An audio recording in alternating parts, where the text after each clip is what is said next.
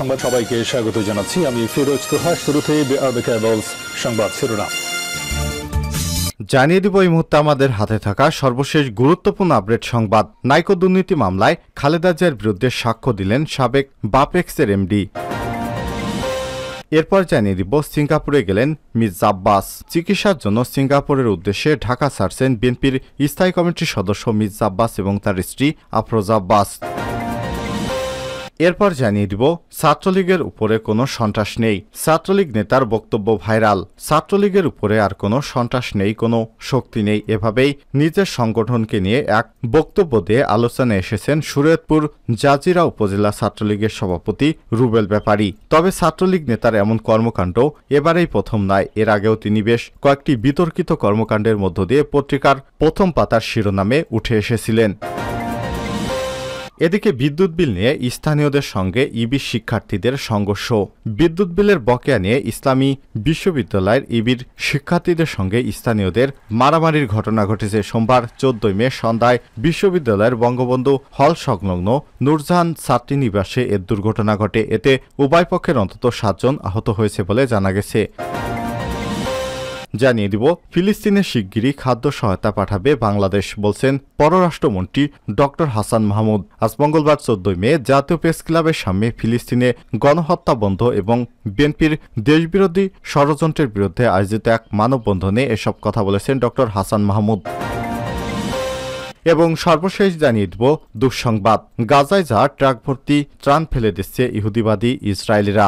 গাজায় টানা যুদ্ধের কারণে না খেয়ে বহুদিন ফিলিস্তিনিদেরকে দিন কাটাতে হচ্ছে। নেতানিয়াহু প্রশাসনের কড়াকড়ি কারণে গাজায় ঠিকমতো ত্রাণ সহায়তা পাঠানো যাচ্ছে না।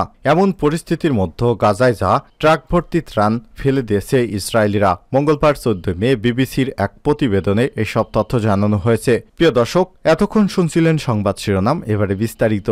তবে তার আগে অনুরোধ থাকবে, আপনি কোন স্থান থেকে আমাদের সংবাদটি দেখছেন কমেন্ট করে জানিয়ে দিন এই সংবাদ সম্পর্কে আপনার মূল্যবান মতামত। প্রিয় দর্শক, আপনি যদি আমাদের চ্যানেলে নতুন হয়ে থাকেন, ভিডিওটি দেখতে দেখতে চ্যানেলটি সাবস্ক্রাইব করে রাখুন, যাতে করে আমাদের লেটেস্ট আপডেট সংবাদগুলো সবার আগে আপনার কাছে পৌঁছে যায়। এবারে বিস্তারিত।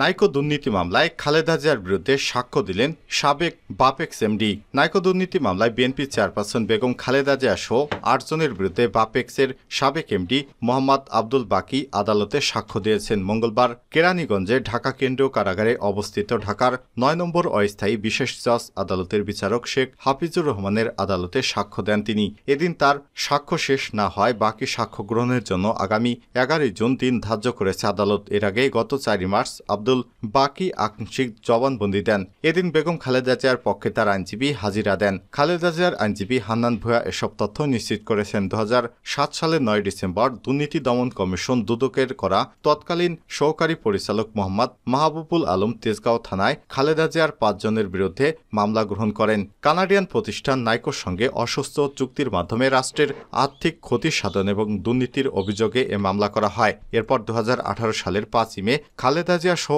11 জনের বিরুদ্ধে আদালতে অভিযোগপত্র দাখিল করা হয়। এতে তাদের বিরুদ্ধে রাষ্ট্রের প্রায় 13,777 কোটি টাকা আর্থিক ক্ষতি সাধনের অভিযোগ আনা হয়। 2023 সালের 19 মার্চ কেরানীগঞ্জে ঢাকা কেন্দ্রীয় কারাগারে অবস্থিত ঢাকার 9 নম্বর অস্থায়ী বিশেষ জজ আদালতের বিচারক শেখ হাফিজুর রহমান আসামিদের বিরুদ্ধে এই অভিযোগ গঠন করেন। মামলার জন্য 7 আসামিরা হলেন তৎকালীন প্রধানমন্ত্রীর মুখ্য সচিব কামাল উদ্দিন সিদ্দিকী, জ্বালানি ও খনিজ সম্পদ মন্ত্রণালয়ের সাবেক ভারপ্রাপ্ত সচিব খন্দকার শহীদুল ইসলাম, সাবেক সিনিয়র সহকারী সচিব CM ইউসুফ হুসাইন, বাপেক্সের সাবেক মহাব্যবস্থাপক মীর ময়নুল হক, ব্যবসায়ী গিয়াসউদ্দিন আহমেদ আল মামুন, ইন্টারন্যাশনাল ট্রাভেল কর্পোরেশনের চেয়ারম্যান সেলিম ভূঁইয়া এবং নাইকোর দক্ষিণ এশিয়া বিষয়ক ভাইস প্রেসিডেন্ট কাশেম শরীফ। অন্যদিকে বিএনপির স্থায়ী কমিটির সদস্য ব্যারিস্টার মওদুদ আহমেদ, সাবেক জ্বালানি প্রতিমন্ত্রী AK মোশারেফ হোসেন, বাপেক্সের সাবেক সচিব মোহাম্মদ শফিউর রহমান মারা যায়। মামলা থেকে তাদের অব্যাহতি দেওয়া হয়েছে।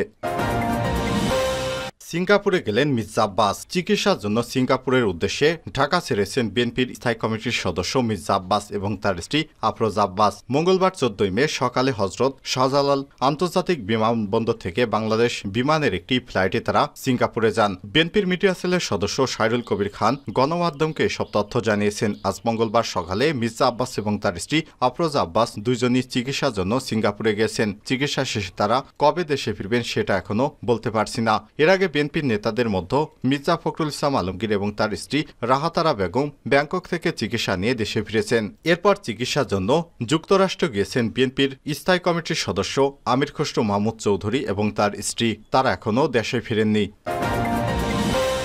ছাত্রলীগের উপরে কোনো সন্ত্রাসী নেই, ছাত্রলীগ নেতার বক্তব্য ভাইরাল। ছাত্রলীগের উপর আর কোনো সন্ত্রাসী নেই, কোনো শক্তি নেই, এভাবেই নিজের সংগঠনকে নিয়ে এক বিরক্তিকর বক্তব্য দিয়ে আলোচনায় এসেছেন শরীয়তপুর জাজিরা উপজেলা ছাত্রলীগের সভাপতি রুবেল ব্যাপারী। তবে ছাত্রলীগ নেতার এমন কর্মকাণ্ড এবারই প্রথম নয়। এর আগেও তিনি তার বেশ কয়েকটি বিতর্কিত কর্মকাণ্ডের মধ্য দিয়ে পত্রিকার পাতায় শিরোনাম হয়েছিলেন। রোববার 12 মে বিকেলে উপজেলার টি&ডি মোড় এলাকায় উপজেলা চেয়ারম্যান প্রার্থী হাজী মোহাম্মদ ইদ্রিস ফরাজির নির্বাচনী সভায় বক্তব্যকালে এসব মন্তব্য করেছেন। তার মন্তব্য বিভিন্ন গণমাধ্যমে ছড়িয়ে পড়েছে।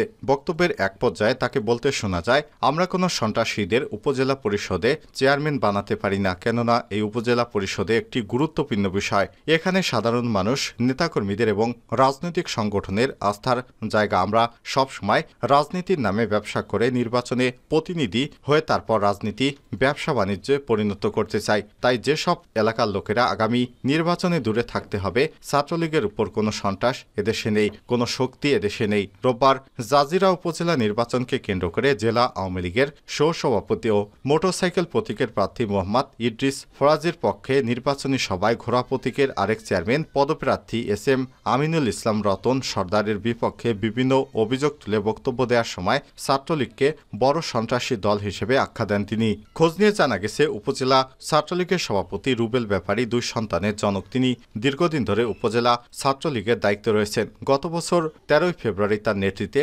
জাজিরা উপজেলা স্বাস্থ্য কমপ্লেক্সের ওষুধ এবং আসবাবপত্রের জন্য আহ্বান করা দরপত্রের বাক্স ভেঙে দরপত্রগুলো ছিনিয়ে নেওয়া হয় বলে অভিযোগ রয়েছে। এছাড়াও তিনি একই বছরের 30 মে শরীয়তপুর আলোচিত পদ্মা সেতু দক্ষিণ থানায় 72 লক্ষ টাকা ছিনতাইয়ের ঘটনায় পুলিশের সঙ্গে একত্রিত হয়ে আসামিদের মারধর করার অভিযোগ রয়েছে। পরিচয় গোপন রাখা সত্ত্বেও জাজিরা উপজেলার এক ছাত্রলীগের নেতা বলেন, রুবেল ব্যাপারী একের পর এক বিতর্কিত কর্মকাণ্ড করে পার পেয়ে যাবে। তিনি জাজিরা উপজেলার প্রতিটি ইউনিয়ন কলেজ কমিটিতে ব্যাপক বাণিজ্য করে আসছেন। পাশাপাশি প্রতিটি কর্মীকে ত্যাগী নেতাকর্মীদের বাদ দিয়ে তার আত্মীয় স্বজনদের পদায়ন করেছেন। এত সব অপকর্ম করেও তার কোনো শক্তির বলে বঙ্গবন্ধুর হাতে গড়া আদর্শের সংগঠনটিকে তিনি যে কিভাবে টিকে আছেন সেটি বলতে পারছি না।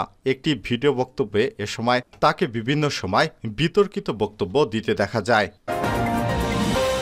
বিদ্যুৎ বিল নিয়ে স্থানীয়দের সঙ্গে ইবি শিক্ষার্থীদের সংঘর্ষ। বিদ্যুৎ বিলের বকেয়া নিয়ে ইসলামী বিশ্ববিদ্যালয়ের ইবির শিক্ষার্থীদের সঙ্গে স্থানীয়দের মারামারির ঘটনা ঘটেছে। রোববার 14 মে সন্ধ্যায় বিশ্ববিদ্যালয়ের বঙ্গবন্ধু হল সংলগ্ন নূরজাহান ছাত্রী নিবাসে এ দুর্ঘটনা ঘটে। এতে উভয় পক্ষের অন্তত 7 জন আহত হয়েছে বলে জানা গেছে। এতে আহতরা হলেন আইন এবং ভূমি ব্যবস্থাপনা বিভাগের আবু হানিফ পিয়াস, সমাজ কল্যাণ বিভাগের Sakib Ahmed, information and communication technology বিভাগের নাইম রেজা, ইংরেজি বিভাগের হৃদয় আবির। তারা সবাই বিশ্ববিদ্যালয়ে 2022-23 শিক্ষাবর্ষের ছাত্র। আহত অন্যরা হলেন ম্যাচ ম্যানেজার বিবেক বিশ্বাস, স্থানীয় বাসিন্দা আশিক হোসেন সহ এক বিশ্ববিদ্যালয় সাংবাদিক। জানা যায়, নূরজাহান ছাত্রীনিবাসে থাকে বিশ্ববিদ্যালয়ের আইন এবং ভূমি ব্যবস্থাপনা বিভাগের 2022-23 শিক্ষাবর্ষের শিক্ষার্থী ফারিহা খাতুন। ওই ছাত্রীনিবাসের ম্যানেজারের বিবেক বিশ্বাস বিদ্যুৎ বিলের বকেয়া টাকাকে কেন্দ্র করে ফারিহার সঙ্গে বাজে আচরণ করে। একই সঙ্গে ম্যানেজার তাকে অশালীন ইঙ্গিত দেয় বলে জানান মেয়েটি। পরে মেয়েটি তার সহপাঠী আবু হানিফ পিয়াসকে বিষয়টি জানান। এ বিষয়ে পিয়াসের সঙ্গে মেস ম্যানেজারের কথা কাটাকাটি হয়। পরে পিয়াস তার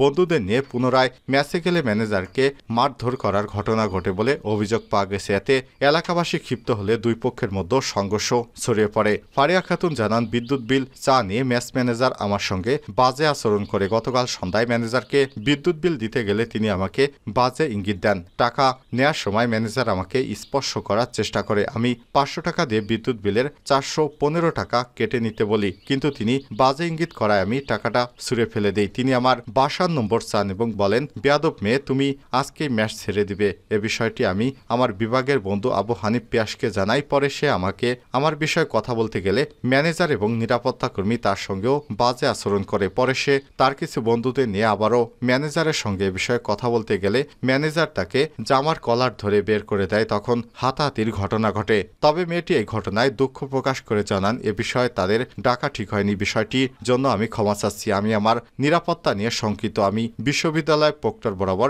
নিরাপত্তা চেয়ে আবেদন করব।